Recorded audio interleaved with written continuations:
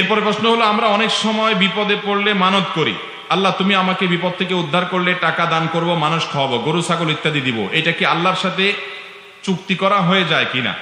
ইসলামের ঠিক মানতের বিধান আছে কি? ইসলামে কি মানতের বিধান আছে কিনা? যদি থাকে তাহলে কিভাবে করবো? নবী করিম সাল্লাল্লাহু আলাইহি ওয়াসাল্লাম পরিষ্কারভাবে বলেছেন, তোমরা মানত করবে না, কারণ মানত এটা আসলে তেমন কোনো কাজের কাজ না। এটা কি? ইন্নামা ইস্তাখরাজু মিনাল বখিল, মানতের বিহি মিনাল বখিল, মানতের মাধ্যমে বখিলের সম্পদ বাইর হয়। বখিল ডাইরেক্ট দান করতে চায় না, বলে আগে আল্লাহ আমার ছেলেটাকে সুস্থ করেন, ছেলেটার রেজাল্ট ভালো করে দেন, আমার বিপদটা দূর করেন, তারপর আমি এটা দেব। সে ডাইরেক্ট দিতে চায় না, আল্লাহকে শর্ত দিয়ে দেয়।